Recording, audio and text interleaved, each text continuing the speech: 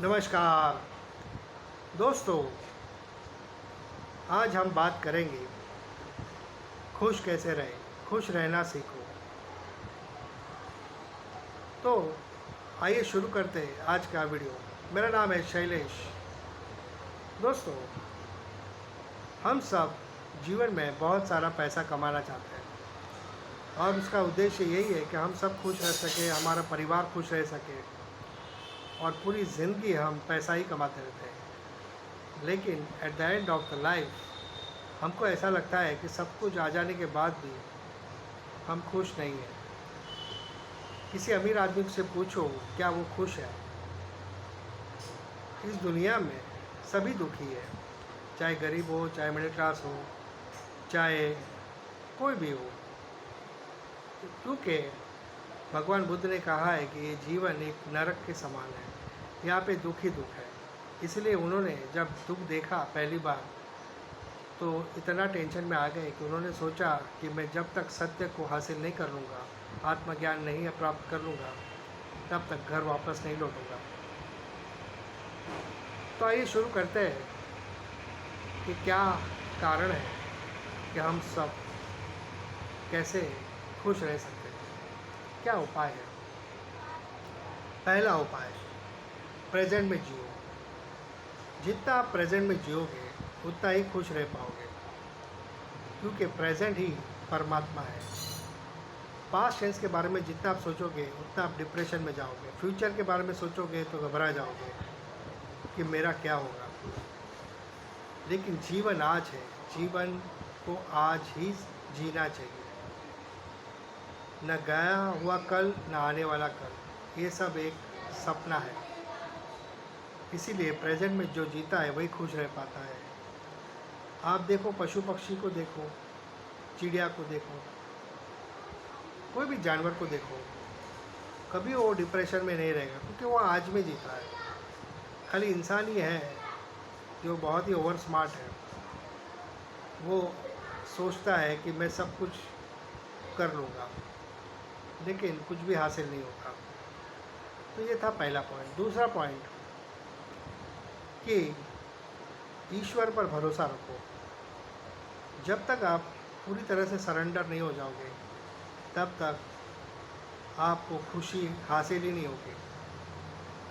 जब भीष्म पितामह ने कहा कि कल मैं अर्जुन का वध कर लूँगा, तब सभी लोग चिंतित हो गए, लेकिन अर्जुन चिंतित नहीं हुआ। कृष्ण भगवान ने कहा कि अरे भाई, ये कल तुझे मार देगा, तू भयभीत नहीं है। तो अर्जुन ने कहा कि जब आप मेरे साथ हो तो कोई मेरा बाल भी बांका नहीं कर सकता। इसे कहते हैं विश्वास। परमात्मा पे विश्वास रखना चाहिए कि जो भी करेगा वो आपके साथ वो अच्छा करेगा, और जो हो रहा है वो भी अच्छा ही हो रहा है। ये बहुत ज़रूरी है मन की शांति के लिए, क्योंकि शांति से ही सुख का जन्म होता है। तीसरा है मेडिटेशन। दोस्तों, मेडिटेशन के बगैर सब कुछ अधूरा है। जो मैंने पहले कहा वो भी अधूरा है, सेकंड पॉइंट का वो भी अधूरा है। इस दुनिया में अगर कुछ करने जैसा है तो वो मेडिटेशन है।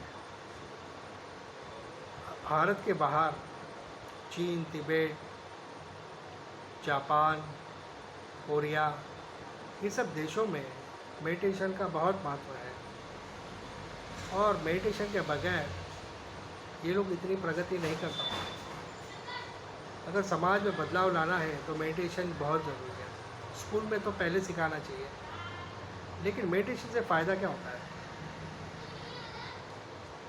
मेडिटेशन से ज्ञान का जन्म होता है, क्योंकि ध्यान से ही ज्ञान का जन्म होता है। जितना आप मेडिटेशन करोगे उतना ही आप शांत हो जाओगे।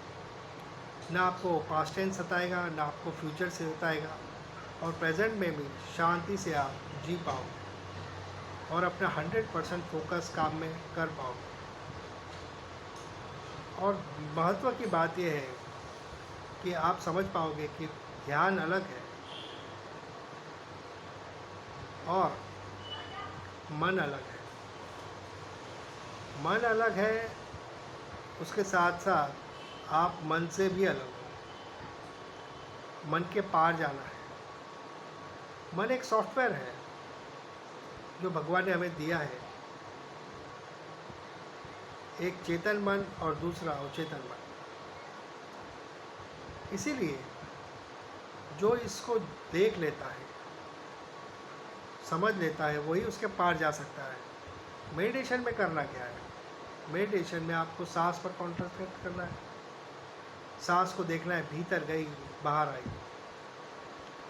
धीरे धीरे आप शांत होने लगोगे। तो हाफ एन आवर मेडिटेशन ज़रूर कीजिए। बहुत सारे लोग मेडिटेशन करके ध्यान को उपलब्ध हो गए, बुद्ध को उपलब्ध हो गए। हर इंसान में बुद्ध बनने की क्षमता है। तो बिना मेडिटेशन ये सब कुछ बेकार है। इसीलिए मेडिटेशन की बहुत ज़रूरत है। दोस्तों, खुश रहने के लिए ये सब तीनों पॉइंट बहुत ज़रूरी है। आप लोग सोचोगे कि ये तो आध्यात्मिक लेवल की बात हो गई, लेकिन हम तो मॉडर्न लोग हैं, हम लोग ये सब कैसे करें? दोस्तों, चाहे आप कितने भी मॉडर्न क्यों ना हो जाओ, लेकिन जो आपके रूट्स हैं वो इम्पोर्टेंट होने चाहिए। ये 3 बेसिक फंडामेंटल है। ये जो वृक्ष होता है उसकी ये जड़ें हैं, यही मजबूत नहीं होगी तो आप कभी भी खुश नहीं रह पाओगे। चाहे आप कितना भी पढ़ लो, लिख लो, पैसा कमा लो, लेकिन भीतर शांति का अनुभव आपको कभी नहीं होगा। तो ये थी खुश रहने के उपाय। उम्मीद है आपको ये वीडियो अच्छा लगा होगा। तो चैनल को सब्सक्राइब कीजिए। मिलते हैं एक नए वीडियो पर। जय हिंद।